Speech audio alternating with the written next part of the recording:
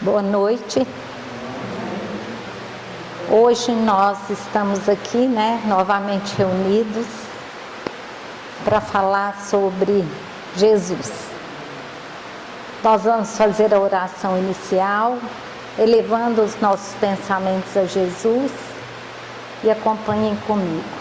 Jesus, nosso Mestre, aqui estamos a vivenciar os seus ensinamentos, a falar deles, para que possamos entronizá-los em nossa vida. Que a sua luz desça sobre nós, protegendo-nos, abençoando-nos, clareando a nossa inteligência.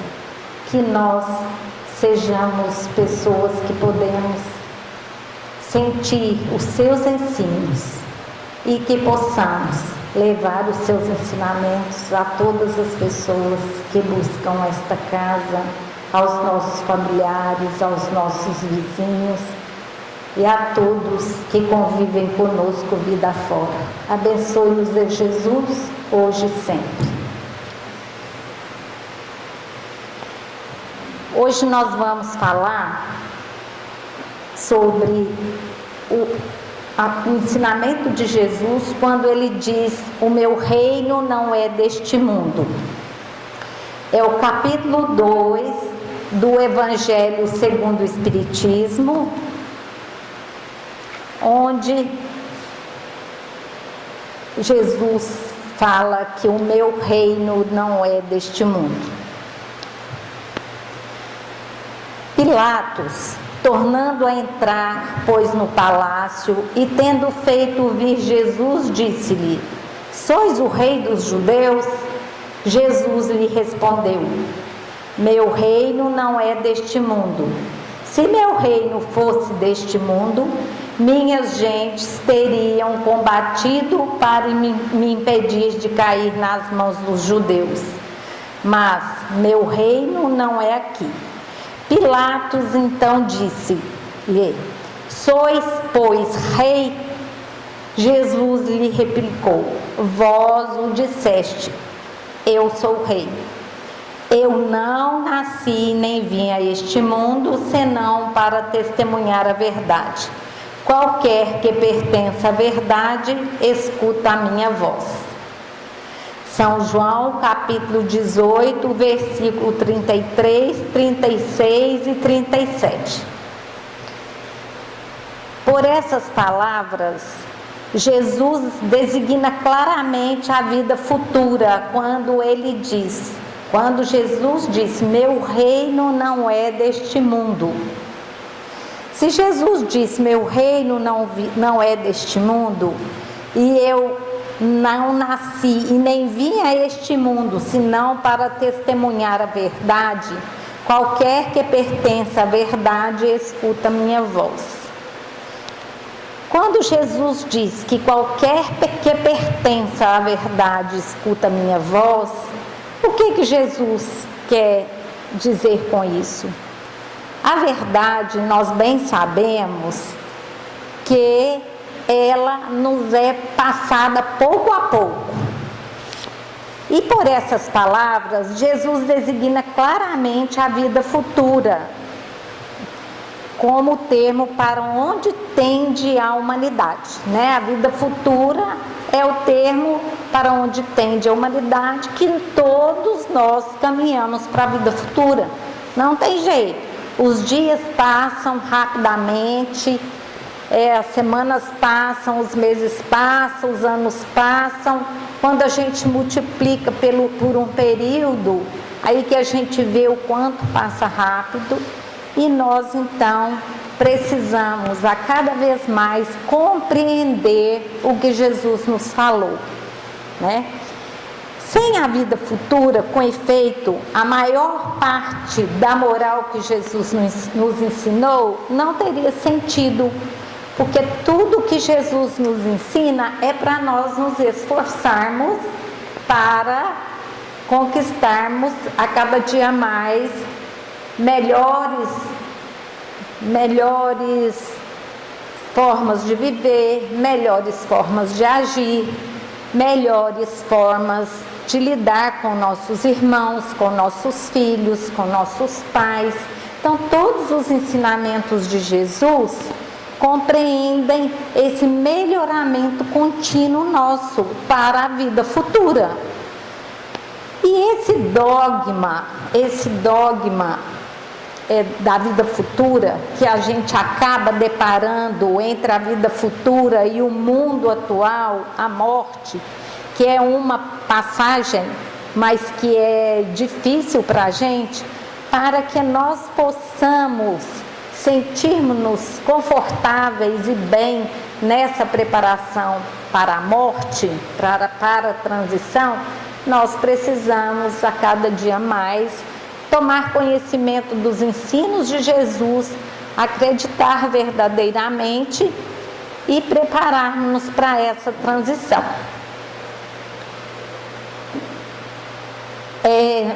Todos nós, acredito que quase todos nós, temos dificuldades em relação a esse tema. E hoje nós vamos estar estudando para ver o que é que Jesus nos orienta, que sempre foi o evangelho dele.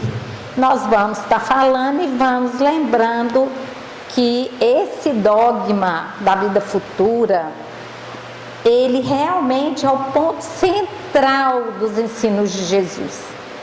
Porque Jesus falou mesmo: eu não nasci nem vim a este mundo senão para testemunhar a verdade. Qualquer que pertence à verdade, ouve a minha voz. Muitas vezes nós até não ouvimos a voz de Jesus, né?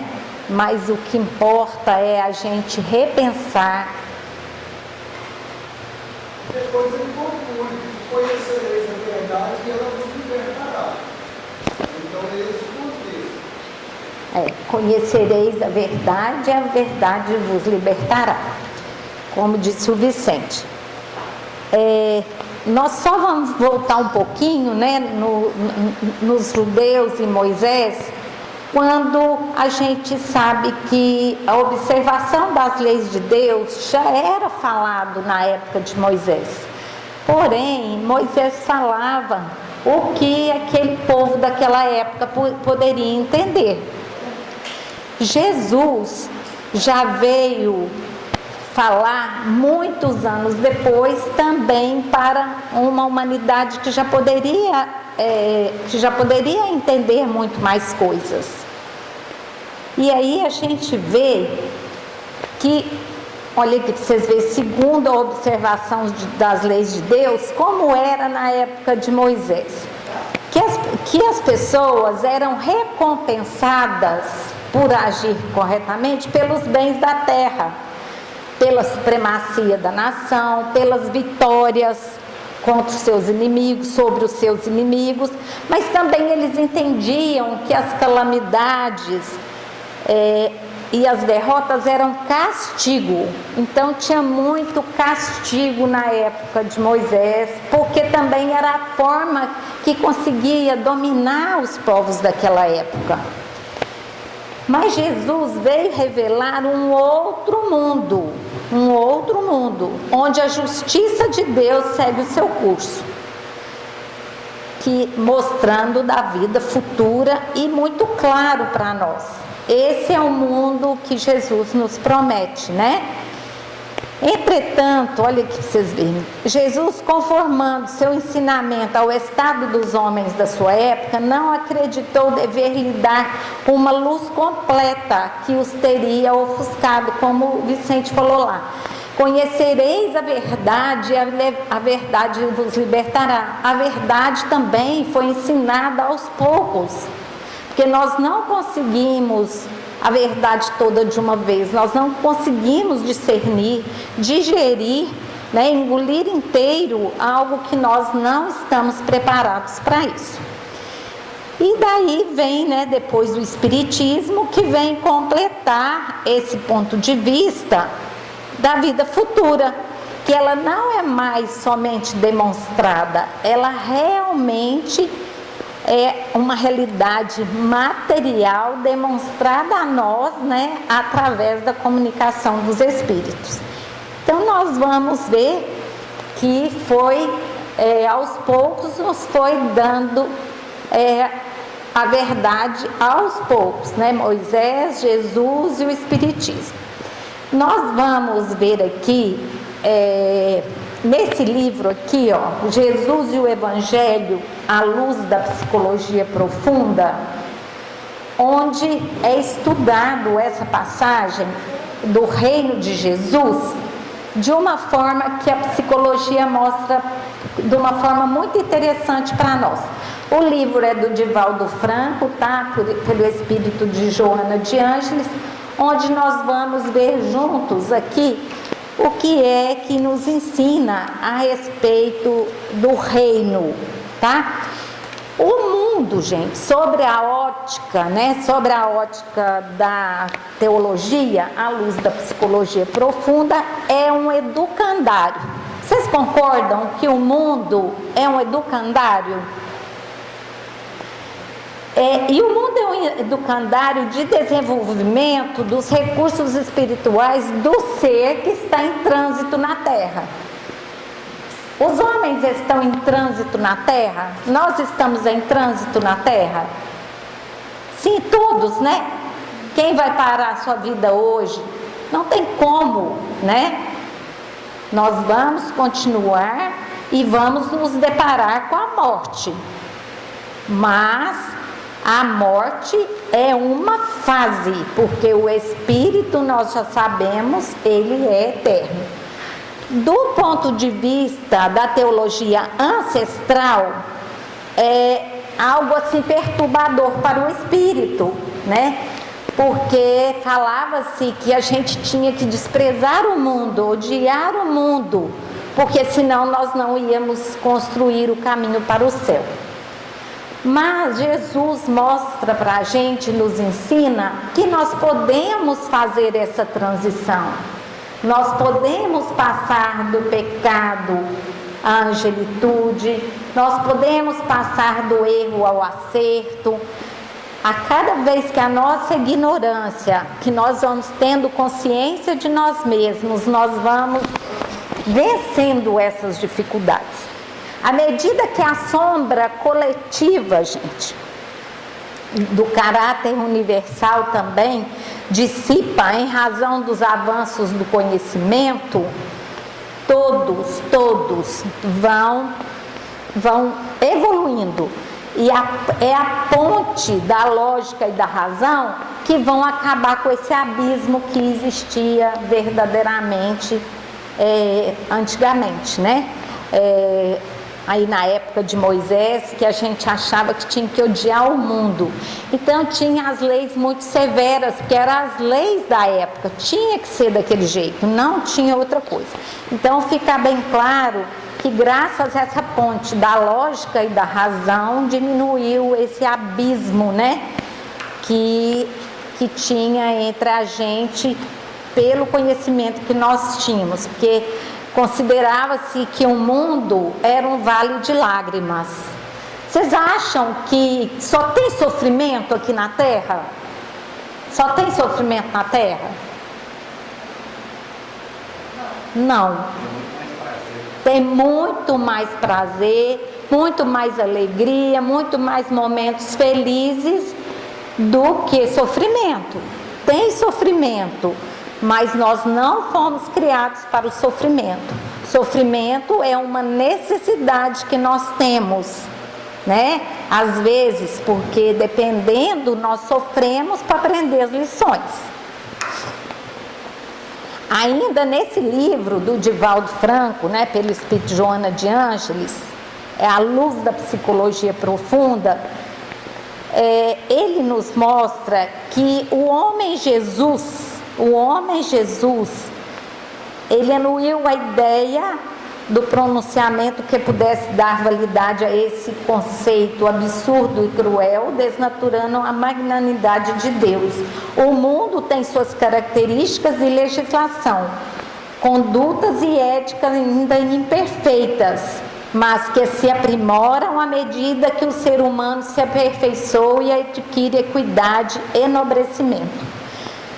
À medida que o homem evolui, nós vamos valorizando ainda mais a divindade, valorizando ainda mais Deus e vendo a grandeza do mundo, a grandeza do universo, porque considera esse mundo ainda aqui nesse estudo o nosso planeta, né? A gente vê isso aqui, via como o mundo era o nosso planeta. O mapa mundi, por exemplo, considera-se, né, o planeta Terra, mas a gente hoje já tem certeza que o mundo, na verdade, é o universo. O nosso planeta Terra é um planeta, né, que nós a cada dia estamos conhecendo mais, mas a gente vê que a cada dia expande mais o conhecimento e as nossas informações a respeito. Eleger Deus antes que o mundo, né, ressaltasse inúmeras passagens, a gente não conseguia vislumbrar os benefícios que Jesus estava trazendo para nós. Isso para nós, a doutrina de Jesus é toda alicerçada na imortalidade, toda alicerçada na imortalidade. Jesus, gente, jamais escusou-se sair do convívio social. Vou ler aqui, olha aqui, que coisa interessante.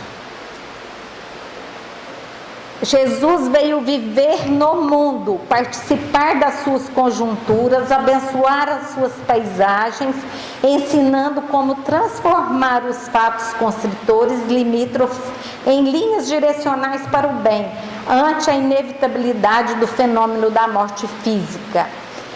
A doutrina de Jesus é toda, então, alicerçada na imortalidade, como nós falamos, na vida futura, propiciando conquistas, né, que a gente que faz através da nossa autotransformação e elevação dos propósitos. E Jesus, ele jamais se excusou do convívio social, como as regras do mundo. Jesus, olha aqui, quando ele vai na casa de Simão, o fariseu, que o convidara para o almoço, ele exaltou a mulher que abandonava a sombra, ele exaltou Maria Madalena, que exaltava a sombra e sublimava a libido pervertida, lavando-lhe os pés e os enxugando com seus cabelos. Olha, ele valorizou isso de tal forma que realmente ele sublimou. Igualmente aqueceu jovialmente em receber Nicodemos, que era doutor da lei, quando ele fala, como que é a mesma fala que ele fala para Nicodemos? Quem sabe a citação aí, para a gente lembrar? Ainda, fala aí, Vicente. Como Jesus fala? Aquele que não nascer de novo não verá o reino dos céus. E ele visitou, olha aqui, os samaritanos vitimados pelos preconceitos dos judeus. Tomou parte da sua família de Lázaro,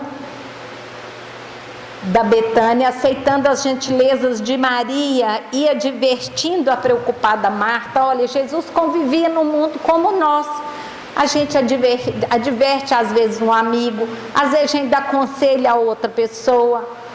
Jesus fazia isso também. Jesus viveu no mundo, visitava as pessoas, em momento nenhum levantou a sua voz para maldizer o mundo. Em momento algum, hein, gente? Para condená-lo, jamais.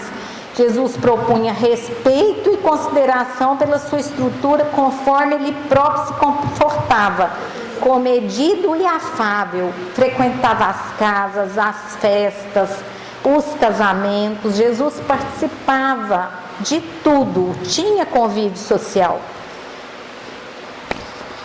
mas que o seu reino não era deste mundo transitório, relativo, material e definitivo, era uma grande verdade. Ele sempre falava isso: meu reino não é deste mundo. Ele veio para que os homens conhecessem a realidade. Jesus veio como um homem, mas um homem que já tinha passado pelo processo evolutivo e que já tinha alcançado o ponto máximo há milhões de anos atrás do que conquistaria na Terra. Tamanha a evolução de Jesus. Seu reino não era deste mundo transitório, relativo, né, gente? No tempo de Moisés, as pessoas tinham uma condição diferente para entender esse mundo, mas Jesus, né, 2000 anos depois, já trazia para nós outros ensinamentos, sabe? Saía da escravidão da época de Moisés para a libertação, a liberdade, a verdade. Conhecereis a verdade e ela vos libertará. Ao passo que em Moisés existia era a escravidão.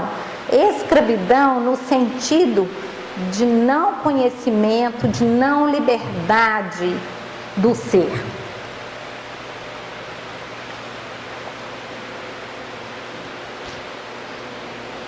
Jesus então trouxe para nós uma proposta libertadora, libertar da escravidão.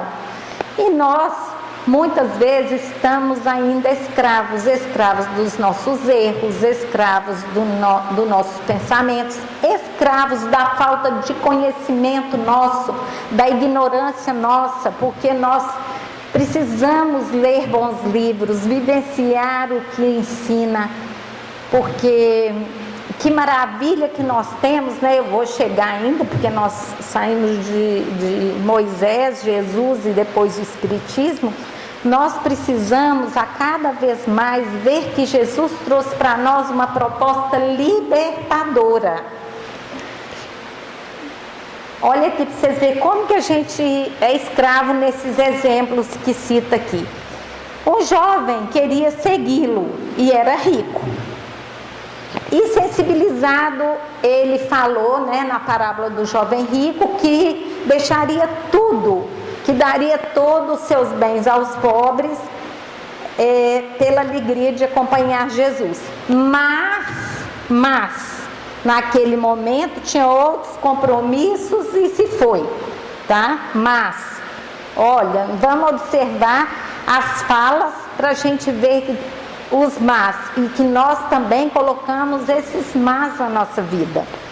Outro moço sintonizou com seu chamado, experimentou a sensação indizível da sua presença harmônica, mas seu pai havia morrido e ele estava obrigado a sepultá-lo.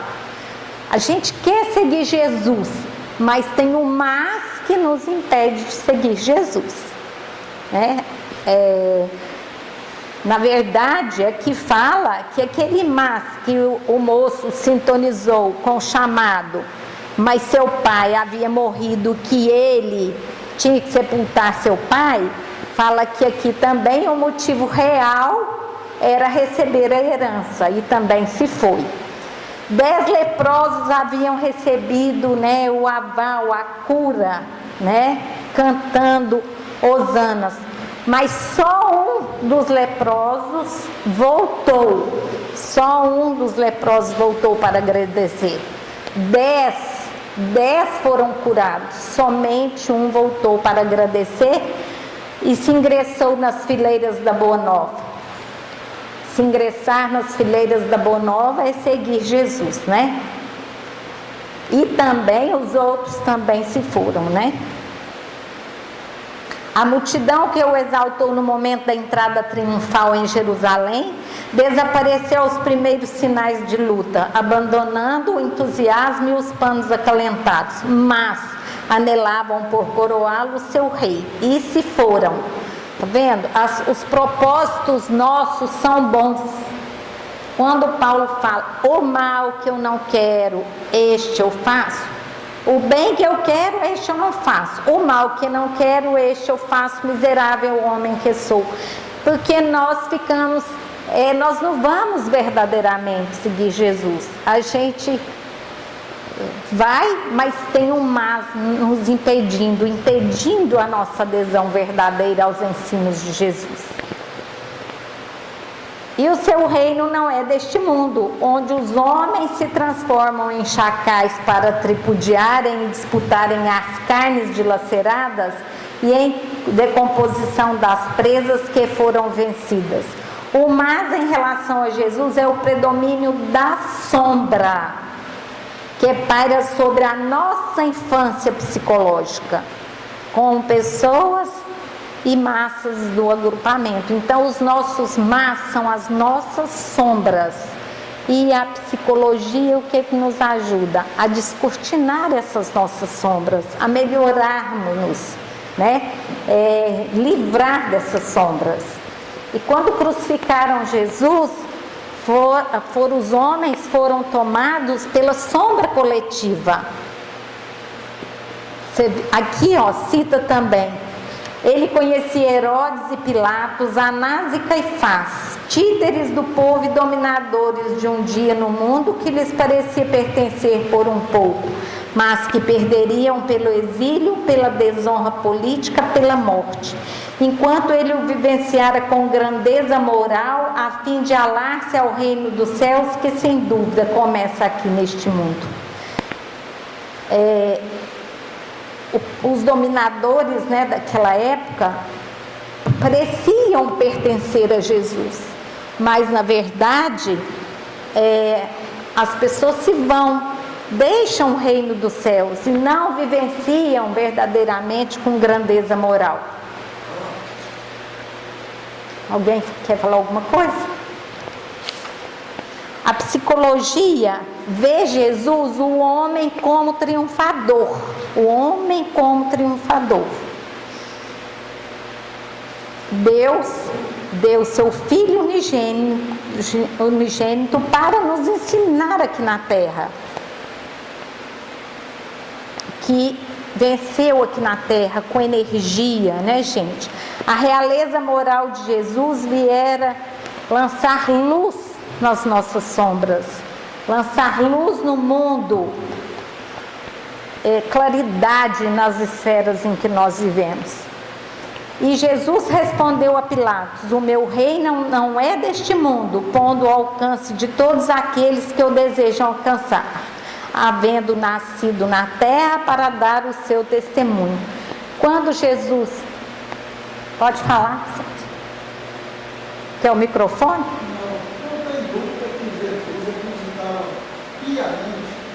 Na recuperação do ser por maior esforço às suas dificuldades.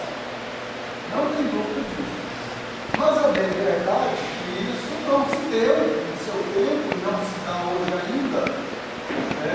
Quando ele retrata o sermão da montanha, quando ele realça os aflitos da terra seriam recompensados, os mansos herdariam a terra, que aqueles que tivessem fome e sede de justiça seriam fartos.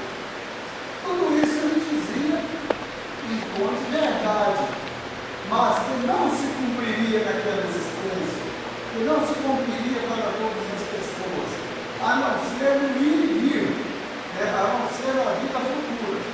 Então, Jesus abandona, como diz Haroldo Dutra, a governadoria do ordem e emerge de novo na terra, na carne, um processo que ele estava liberto dele há mais de 4 bilhões de anos, para dar um verdadeiro testemunho de crer na nossa capacidade de recuperação, na nossa capacidade de vencer a nós mesmos, sem, contudo, marcar um prazo para que isso acontecesse.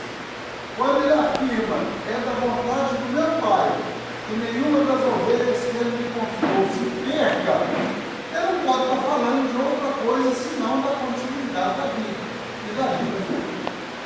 Então é esse o sentido da sua mensagem. A mensagem de Jesus só tem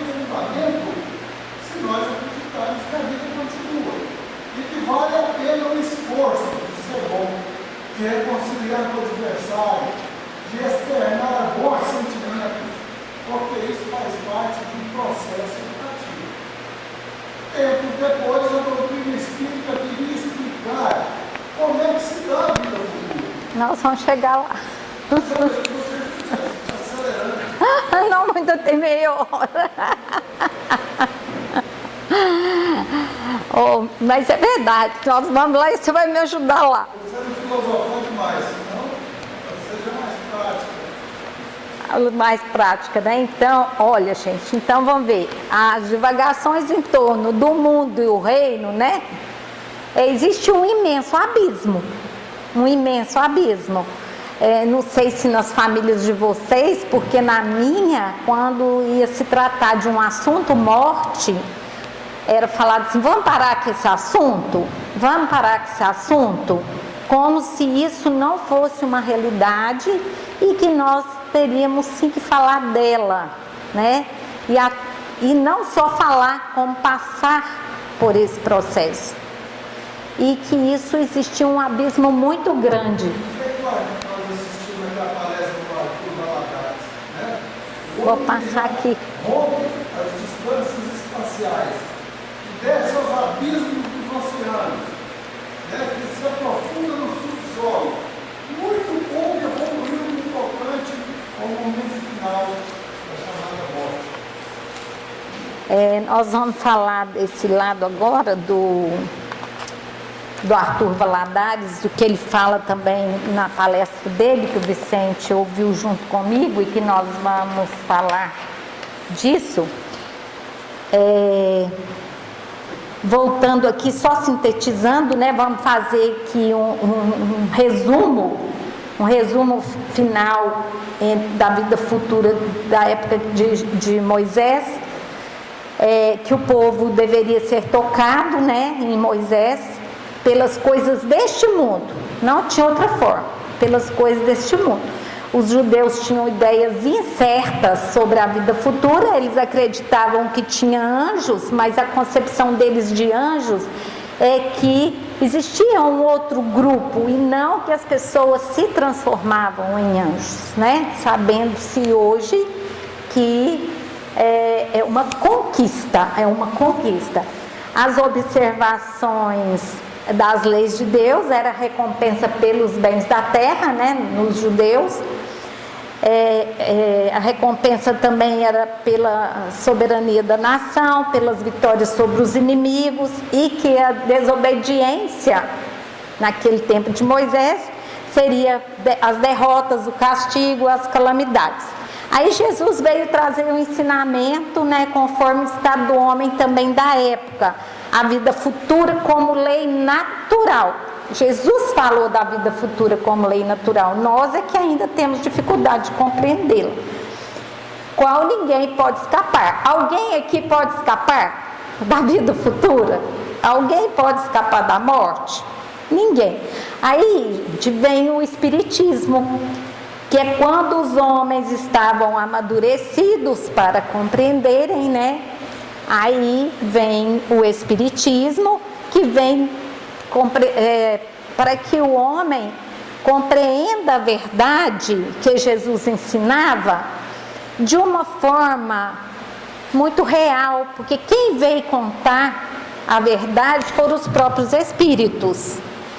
E a vida futura é uma realidade material demonstrada pelos espíritos, né? Demonstrada mesmo. E o espiritismo é essa ciência, essa filosofia e essa religião que traz para nós que é uma realidade. São testemunhas oculares que vêm descrevê-la, são os espíritos que viveram, né, em outras épocas e que vêm trazer para nós as verdades. Não é mais possível a dúvida. A menor inteligência, a pessoa que tem a menor inteligência, ela pode compreender, porque é tudo claro, é tudo muito claro, muito transparente. A descrição da vida futura é detalhada, né? Quando a gente assiste um filme como O Nosso Lar, vê que tudo é detalhado. Nós podemos até ter dificuldade de compreensão, mas que fica bem mais simples e bem mais fácil, fica, né? Concordam? E lá, né, na vida futura está a verdadeira justiça de Deus. O que o Espiritismo vem fazer? O Espiritismo vem abrir, o Espiritismo vem rasgar os véus, o Espiritismo vem escancarar, o Espiritismo vem escancarar, vem rasgar os véus a respeito da vida futura. Que são esses véus? Os véus são o que nos impede de enxergar. É o que nos impede de enxergar. O que ainda nos impede de enxergar isso? Os véus são as nossas sombras. E os véus que variam de acordo com a consciência de cada indivíduo.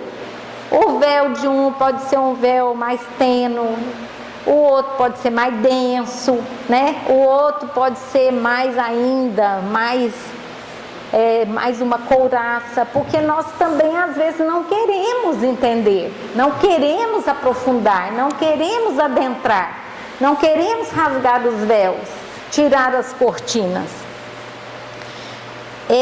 Rasgar os véus é uma visão melhor, uma visão do propósito da nossa vida. Se nós começamos a fazer propósito na nossa vida, nós começamos a rasgar estes véus, tirar estes véus que nos impedem de ver. O homem do século XXI esbarra em frente ao túmulo como os egípcios, como os homens de 4.000, 3.000, 2.000 anos atrás.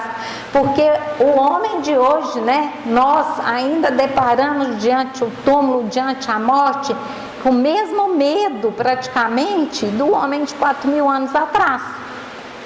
Porque também nós temos aflição, dúvida, porque nós não encaramos verdadeiramente perceber, adentrar a vida futura, né?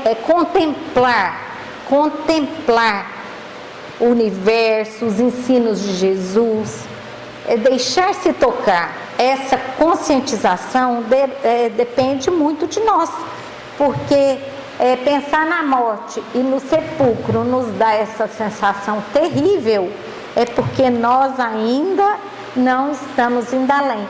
Quantos ousam ir além dos 7 bilhões de habitantes sobre a Terra? Quantos? Segundo Arthur Valadares, é muito pouco os que indagam ainda sobre a vida após a morte. É muito pouco. A maioria das pessoas não querem saber. Quantas consciências indagam sobre a morte dos habitantes do planeta Terra? Tem uma fala que ele cita para a gente compreender melhor, sobre o mito da caverna de Platão. Quem já viu falar sobre esse mito? Falar, mas é tão complexo. Você não é complexo, mas é pra gente. Ele falou e eu pesquisei. O que é o mito da caverna de Platão? É como se os prisioneiros, né, tivessem os prisioneiros que foram colocados no fundo de uma caverna, amarrados, sem poder virar para trás e ver o que estava acontecendo. Eles estavam no fundo da caverna, a caverna está aqui, o fundo da caverna, eles amarrados aqui, só podiam ver aqui. Lá, eles eram impossibilitados de ver o que passava lá fora, lá atrás, lá fora, assim, eles estavam de costas. Então eles viam as sombras pelas luzes que entravam na caverna, viam apenas sombras de pessoas, de animais, de vegetais, e eles começaram a tornar aquelas sombras como uma realidade. Aí um dia um prisioneiro conseguiu sair da caverna e ele enxerga o sol e ele começa a ver outras coisas, conhecer outras coisas. E aí ele pensa, se eu voltar lá e contar para as pessoas que existem uma outra realidade, elas vão acreditar? Aí ele sabia que não adiantava contar, que cada um é que tem que se libertar. Cada um é que tem que se libertar. Então, fala assim, é muito interessante isso, porque diz que seria como se fosse uma terapia da libertação. Só acrescentar que os mitos, né, de acordo com os filósofos, eram situações que eles criavam para explicar a natureza humana, não que isso aconteceu. Sim, mitos era para explicar isso, a natureza humana. Mas nós ficamos pessoas realmente não querendo ver. É cômodo ficar numa situação estática, paralisado. É cômodo ficar na situação de vítima, como se as pessoas nos colocassem como vítima. E nós ficamos paralisados. E onde a filosofia, né, que o espiritismo é o tripé, é uma filosofia, uma religião e uma ciência, é importante a gente também pensar, porque a filosofia que nos faz pensar, foi a filosofia que nos fez ir além, que levou as pessoas a pensarem. Deixa eu ver o que nos ajuda com essa cegueira nossa, com essa ilusão. Essa alegoria da caverna de Platão diz que é a história mais famosa da filosofia. E mostra para a gente que as coisas materiais são sombras. Eles viam somente as coisas materiais, né? E que elas desaparecem rapidamente, são instáveis e passageiras, quando nós estamos focados só na matéria. Aí depois tem uma segunda lição, que é sair da caverna, porque ficar dentro da caverna é mais fácil, mas nós precisamos sair da caverna, é sair da casinha. Vocês já viram quando alguém fala que ele fica só dentro da casinha, dentro da forminha, que a pessoa não expande, ela não busca outras coisas, fecha dentro de casa, fecha dentro do quarto, fecha num grupo, transita somente de um grupo para outro, ao passo que quando a gente vai saindo dessas casinhas, a gente vai passando a ver a humanidade como uma grande família, é uma grande irmandade. A libertação é uma história de um peixinho no aquário, tá? Que na verdade o fundo é a mesma coisa, mas é uma história que merece ser lida. Não limita a história. Um peixinho que um dia conseguiu vencer o obstáculo e sair do aquário e conhecer o rio, conhecer o oceano, mas nunca deixou de pensar naqueles que viviam restritos ao aquário. Então ele empreende uma viagem de volta para fazer isso que esse indivíduo chegou à conclusão que não adiantava. E de fato não adiantava mesmo, porque quando ele volta, a primeira percepção foi saber que ninguém sentiu falta dele no tempo que ele esteve ausente. E quando ele contou tudo que ele viu lá fora, também ninguém acreditou. Então, ele falou: olha, infelizmente, eu decidi meu destino, deixar isso aí. Cada um no seu tempo vai ver, né, a sua realidade. Linda mensagem, é uma lenda em um. Vale a pena a gente reler. Tem também uma fala do professor Isamitiba que chama Uma Porta, que a gente às vezes é convidado a adentrar uma porta, sempre nós somos, e nós podemos escolher adentrar ou não.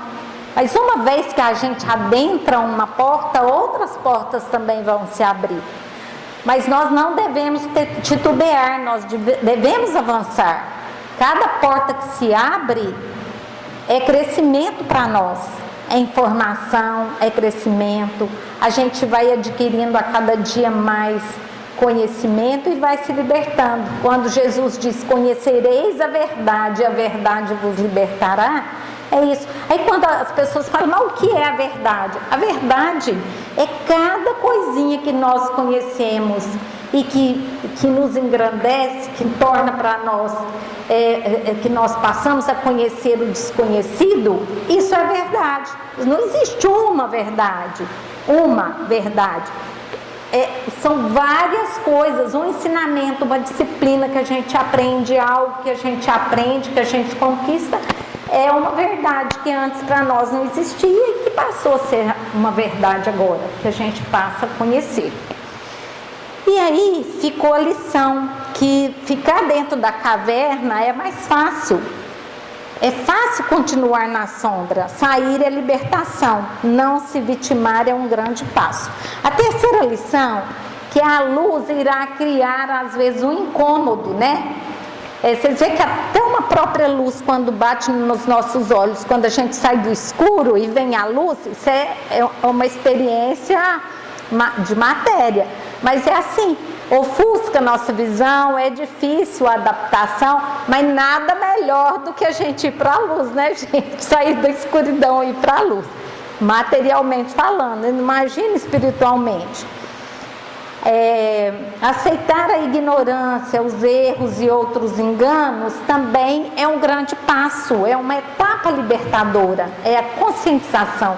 Quando eu aceito que eu erro, quando eu aceito as minhas dificuldades, que eu aceito os meus limites, é uma grande libertação, porque é a partir daí que eu me conscientizo que eu vou adentrar.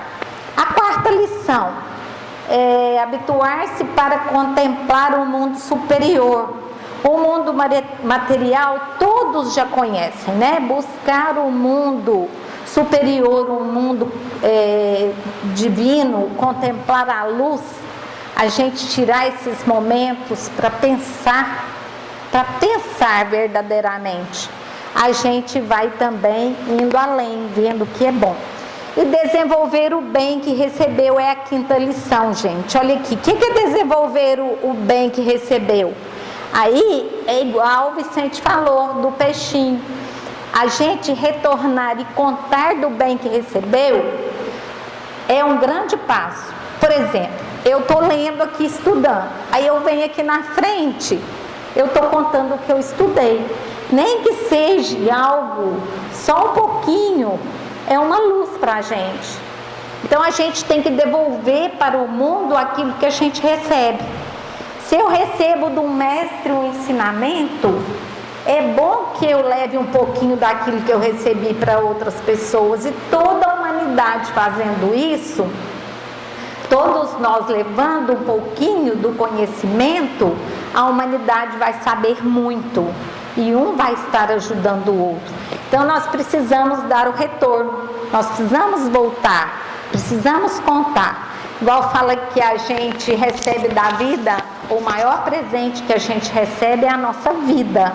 E que convém também passar esse presente para frente, né? E aí quando a gente tem um filho, né, a gente está passando esse presente para frente. Viu, gente? Não é quem não tenha filhos que não está passando presente para frente, não. Mas uma forma de retribuição do maior presente que a gente recebe, que é a vida, dando filhos, né, na obra de Deus também, para experienciar aqui na Terra, é dar um grande presente. Ajudar o próximo a libertar. Se cada um de nós, né, der um pouquinho, a nossa sociedade pode ficar muito melhor. E o que enxergou o verdadeiro, né, o que enxergou a verdade, deverá também contar dessa verdade. E isso dará uma existência, né, um sentido para a nossa existência muito maior, muito mais amplo. Paulo fala também da importância da ressurreição. Se não há continuidade, o porquê do Evangelho?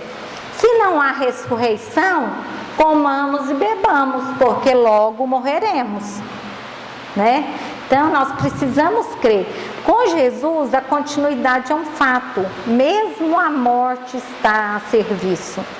Morre a semente, né? Morre a flor, nasce o fruto, né? Morre a semente, nasce a planta, né? A vida futura, vida que segue dando sentido a todas as virtudes. Vida futura, vida que segue, gente, dando sentido a tudo. Os gladiadores, né, falavam no Império Romano, né, Ave César, os gladiadores que iam morrer gladiando, né? Já os cristãos, eles entravam no circo cantando Ave Cristo, o corpo tombava e o espírito ia, porque eles morriam, eram devorados pelas feras, mas morriam injustamente, mas por uma boa causa, porque eles mostravam verdadeiramente o que era acreditar naquela verdade que Jesus trouxe. Aquelas pessoas eram pessoas comuns? Não, eram pessoas já que estavam na nossa frente. Eram pessoas que não importavam, porque sabiam de uma vida futura. Sabia que o corpo morria, mas que o espírito ia continuar. É um esforço transformador, a gente vê, né, de Maria Madalena, que foi a mensageira da ressurreição, que foi a maior notícia que a humanidade já teve. Oi? O microfone mais perto da boca. O esforço transformador, né, que Jesus mostra de Maria Madalena, que foi o esforço dela de transformar a conduta, transformar a pessoa verdadeiramente, e que foi ela também que deu a maior notícia de todos os tempos, Jesus mostrando e deixando claro para nós que a transformação é de cada um, e não existe esse abismo mais. Se a pessoa transforma, é uma sequência natural de elevação, de moral, de evolução. É um esforço transformador. Se não tem vida futura, vã seria a pregação, vã seria estarmos aqui procurando nos melhorar. É claro que a vida segue, né? Segue rumo à evolução.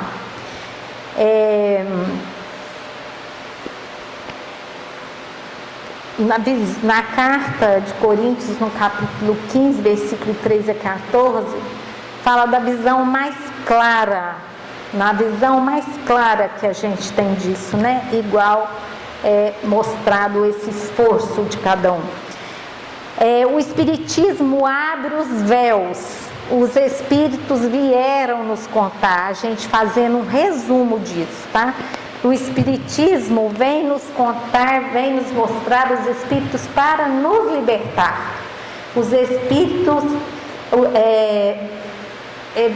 vem nos contar para nós vencermos o materialismo, os objetivos, né, de vencer o materialismo. É a construção dos nossos hábitos que vai depender de nós para nós vencermos o materialismo.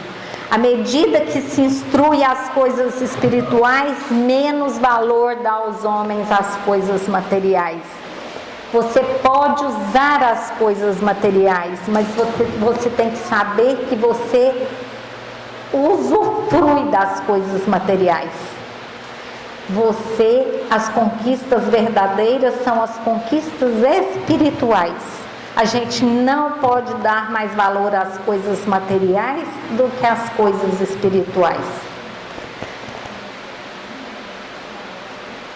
Enriquecer a alma com espiritualidade enfraquece o egoísmo, a visão real da vida além, maior desenvolvimento do nosso espírito.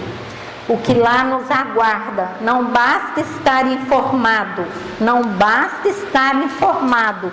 Todos nós estamos informados, porque os Espíritos vieram nos contar. Os Espíritos vieram nos contar. Temos que nos tocar, nos transformar, porque o que adianta também os Espíritos virem nos contar e nós não modificarmos, nós não nos transformarmos, agarrarmos ao egoísmo, à maldade, a querer tudo para nós, não pensar nos outros. Nós devemos transformar para melhores e ajudar as pessoas que estão à nossa volta também, ajudar. Não que sejamos melhores que ele, porque cada um ajudando um pouquinho, a humanidade inteira se transformará. Uma nova maneira de se portar é compreendendo acerca da vida futura. Aí nós vamos nos esforçar para uma transformação moral. O caminho reto é a realidade que o conhecimento traz. Se nós temos o conhecimento do passado, do presente e do futuro, é uma unidade permanente. Nós precisamos ligar isso tudo, estar cientes do nosso dever, do nosso destino e termos entre nós a solidariedade para que possamos nos fortalecer uns com os outros, como estamos aqui agora, num grupo de estudo, num grupo para ouvir os ensinamentos de Jesus. Isso nos fortalece, a gente vê um, encontra o outro, todos estão na busca da melhoria, do crescimento espiritual. Temos que estar cientes do nosso dever, né? Temos que estar cientes da nossa solidariedade uns para com os outros, da justiça das nossas ações, da nossa igualdade como filhos de Deus, como irmãos que somos, e para que possamos ter ascensão, para que possamos progredir todos, apoiando uns aos outros. Esse é o método experimental e inabalável que Jesus nos ensinou, a vida futura, e reconhecermos como irmãos, com amor acima de tudo. Nós vamos seguindo como irmãos e a cada dia nos libertando das amarras de um passado que vamos deixando para trás. Vamos ver mais além. Tu, meu irmão, meu amigo, que recebeste a verdade, as verdades, lembra-te que a vida aqui é curta, a cautela das armadilhas da carne.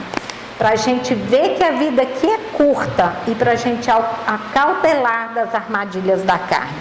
Reflete que a terra é um campo de batalha. Reflete que a terra é um campo de batalha, nós já sabemos disso. Aqui é um campo de batalha para experienciarmos mesmo.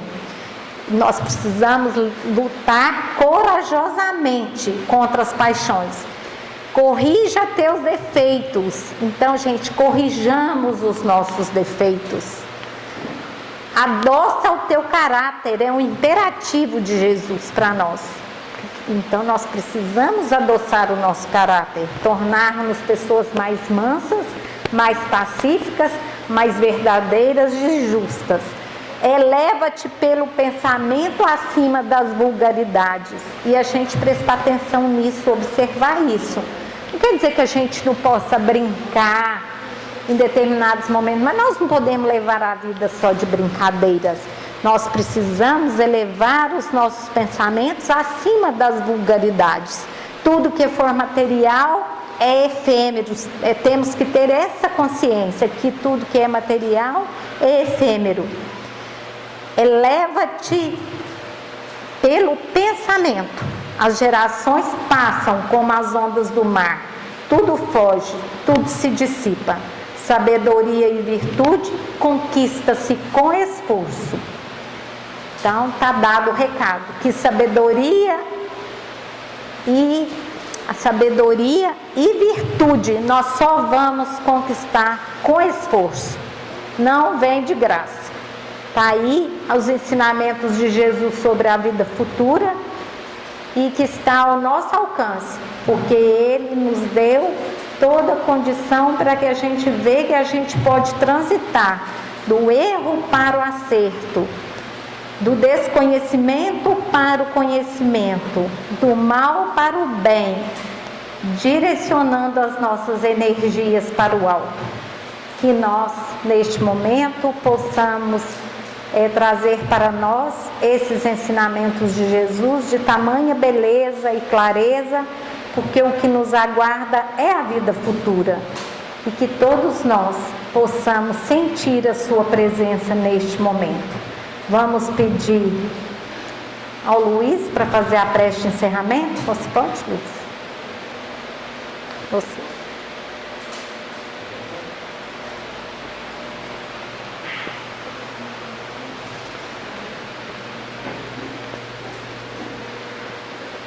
Neste momento, gostaria de pedir a Deus fechar seus olhos e levar o pensamento a Jesus Cristo, o nosso Mestre, que Ele nos trouxe a mensagem.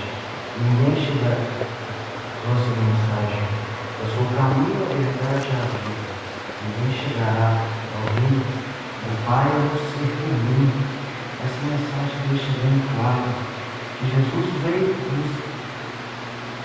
deixar o ensinamento de Deus e o caminho a ser seguido.